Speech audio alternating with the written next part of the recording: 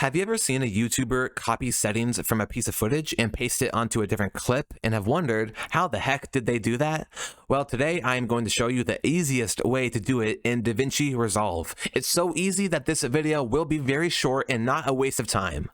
First, select the clip you want to copy settings from. Press Ctrl-C or Command-C if you're on a Mac. Next, select the clip you want to paste settings onto. Press Alt-V or Option-V if you're on a Mac. A window will pop up and you can check off any setting you want to carry over to the other clip. I'm going to do rotation angle and zoom. And you can do this for video and audio. Click apply, and then those settings will be successfully pasted onto the clip.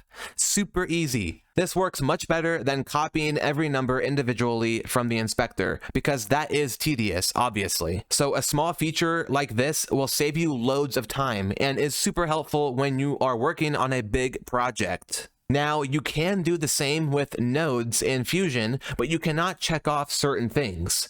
Instead, it will just copy all of the settings and you don't have control over it. If you are okay keeping all of the settings, then I suppose it's actually a great feature to use. To do it, open up the Fusion page, grab whatever you want to copy settings from, and then whatever you want to copy settings onto, select the node that you want to copy settings from, press Ctrl-C or Command-C on a Mac, select the clip you want to paste settings onto, right click, and then go up to paste settings, and then click on that, and it will successfully paste all of those settings. Well, like I said, easy peasy, lemon squeezy. So I hope you learned something, and if you did, awesome. If you are confused about something, don't be shy. Ask me a question in the comment section down below, and I will answer to the best of my ability. And share this video with your friends and family if this would be beneficial to them as well. Remember to click the subscribe button down below to support the channel so that I can keep making these videos in the future. And without further ado, I will see you guys next time.